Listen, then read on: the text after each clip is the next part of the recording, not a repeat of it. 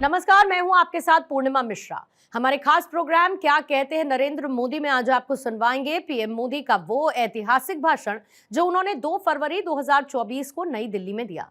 अपने भाषण में प्रधानमंत्री ने कहा कि आज भारत की अर्थव्यवस्था का तेजी से विस्तार हो रहा है।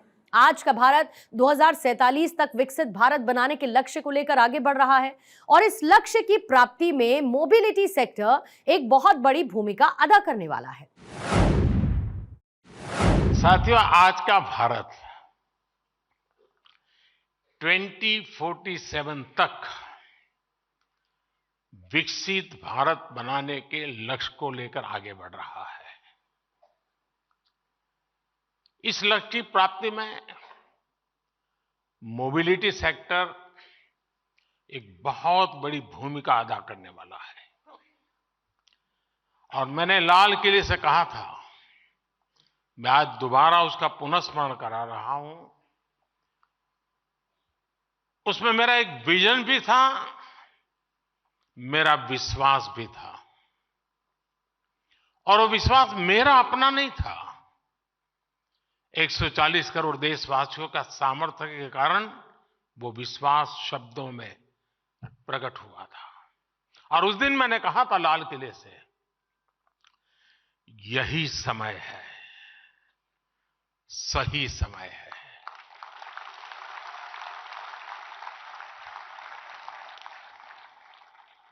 ये मंत्र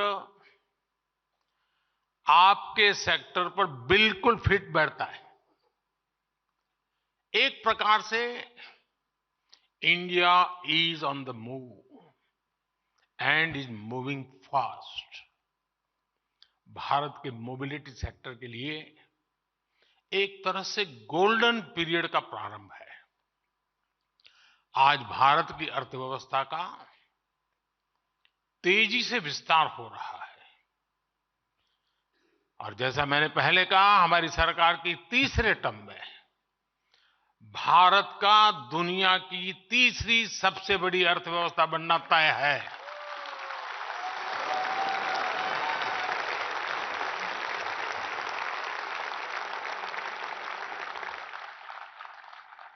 हमारी सरकार के प्रयासों से पिछले 10 वर्षों में करीब 25 करोड़ लोग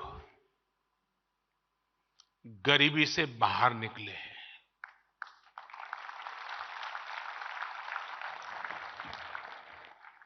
और जब वो गरीबी से बाहर निकलता है ना, तब उसके सपनों में पहली 5 चीजों में क्या होता है? एक आप होते हैं।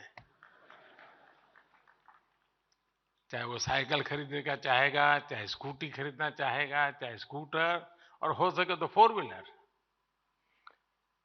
उसका पहला ध्यान आप ही पर जाने वाला है। और ये 25 करोड़ लोग गरीबी से बाहर आए हैं।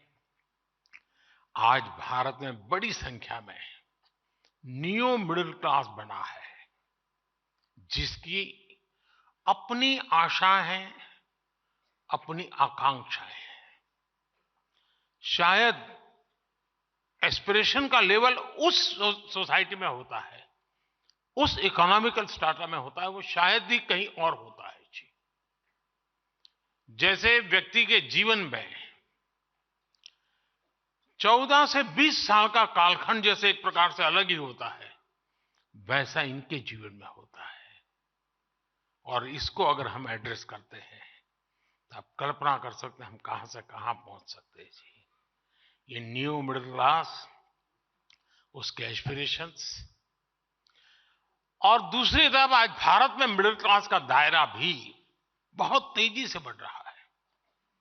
मिडिल क्लास की इनकम भी बढ़ रही है। ये सारे फैक्टर्स भारत के मोबिलिटी सेक्टर को नई ऊंचाई देने वाले हैं। बढ़ती हुई अर्थव्यवस्था और बढ़ती हुई आय के बीच बढ़ते हुए कुछ आंकड़े आपके सेक्टर का हौसला बढ़ाने वाले हैं। मोदी नहीं, ये आंकड़े। साल 2014 के पहले 10 सालों में भारत में 12 करोड़ के आसपास गाड़ियों की बिक्री हुई थी, जबकि 2014 के बाद से देश में 21 करोड़ से ज्यादा गाड़ियों की बिक्री हो चुकी है। 10 साल पहले भारत में साल भर में 2000 तक इलेक्ट्रिक गाड़ियां बिक रही थी। वहीं अब भारत में करीब 12 लाख इलेक्ट्रिक गाड़ियां हर साल बिक रही है। पिछले 10 साल में पैसेंजर व्हीकल्स की बिक्री में 60% की वृद्धि हुई है। भारत में टू व्हीलर सेल्स भी 70% से ज्यादा बढ़ी है। अभी कल ही जो आंकड़े आए हैं वो बताते हैं कि जनवरी के महीने में कारों की बिक्री ने अपने पिछले सारे रिकॉर्ड तोड़ दिए हैं। जिनकी बिकी है वो यहां बैठे हैं ना। आप चिंता मत कीजिए, इनकम टैक्स वाले नहीं सुन रहे हैं, घबराओ मत। यानी आप सभी के लिए मोबिलिटी सेक्टर में अभूतपूर्व पॉजिटिव वातावरण आज धरती पर नजर आ रहा है। आपको आगे बढ़कर इसका लाभ उठाना है। साथियों, आज का भारत भविष्य की जरूरतों को ध्यान में रखते हुए नई नीतियां बना रहा है और इसमें निश्चित तौर पर मोबिलिटी सेक्टर के लिए विशेष जगह है। कल जो बजट पेश हुआ है उसमें भी इस विजन आपको देख पाते होंगे। ये तो इंटरिम बजट है, पूरा तो आएगा जब हम तीसरी बार आएंगे तब। 2014 में भारत का capital expenditure 2014 capital expenditure 2 lakh crore से भी कम था। 2 लाख करोड़ रुपए से कम था। आज ये 11 लाख करोड़ से भी ज्यादा हो गया है। कैपिटल एक्सपेंडिचर पर 11 लाख करोड़ रुपए का खर्च का ऐलान भारत के मोबिलिटी सेक्टर को अनेक विद अपॉर्चुनिटीज लेकर के आया है।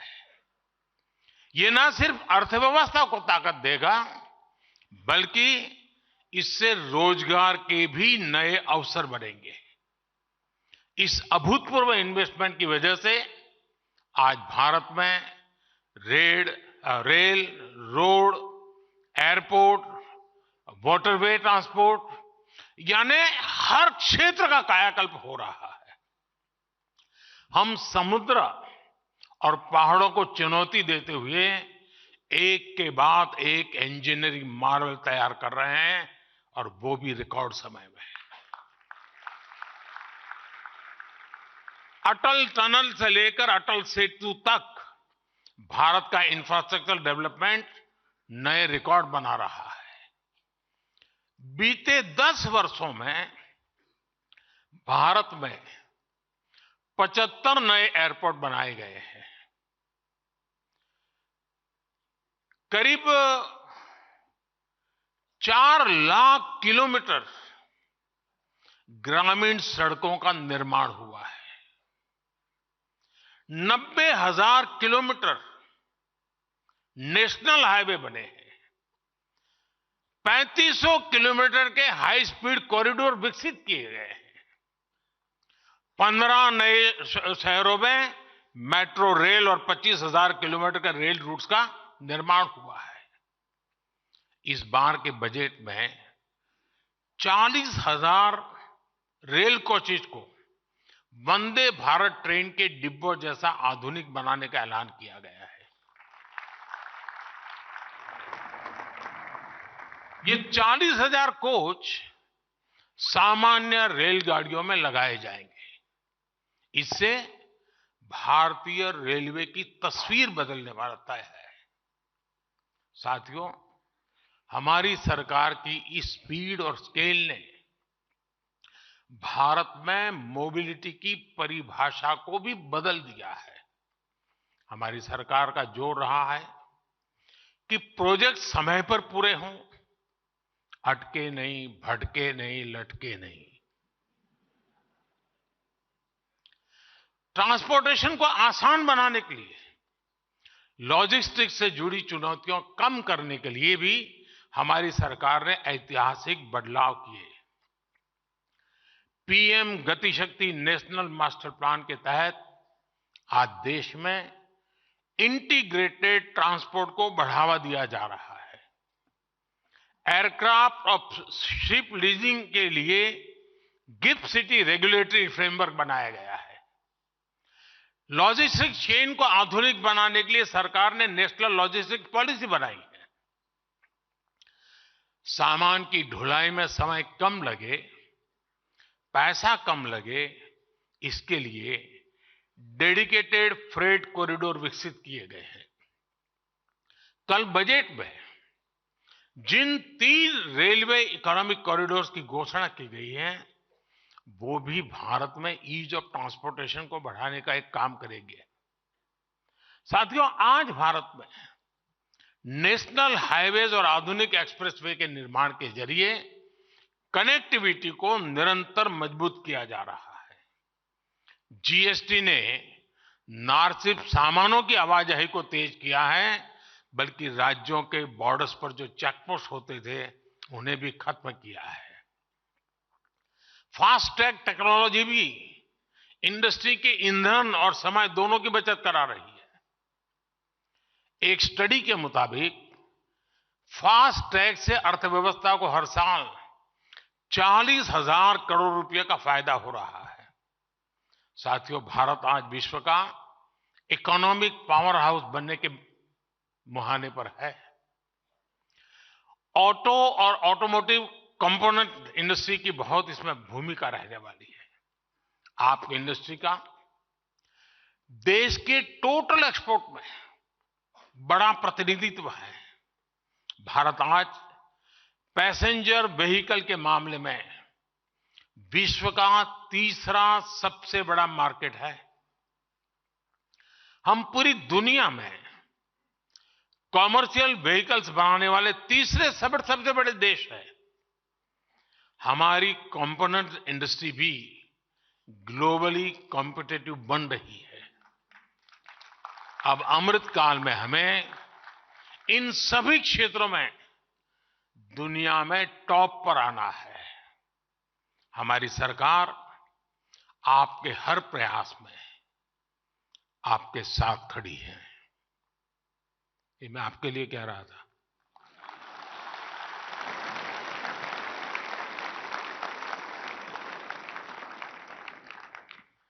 आपकी इंडस्ट्री के लिए सरकार ने 25,000 करोड़ रुपए से ज्यादा की प्रोडक्शन लिंक इंसेंटिव स्कीम बनाई है। यह हमारी पूरी वैल्यू चेन को आत्मनिर्भर बनाने और एमएसएमई को शक्ति देने में बड़ी भूमिका निभा रही है। बैटरी स्टोरेज के लिए सरकार ने 18,000 करोड़ रुपए की पीएलआई स्कीम दी है। और जब बैटरी स्टोरेज की बात आती है, तब मैं आपको बताता हूं मैं क्या सोच रहा हूं। अगर मैं क्लीन कुकिंग मूवमेंट को आगे बढ़ाऊं, मान लीजिए देश में 25 करोड़ घर है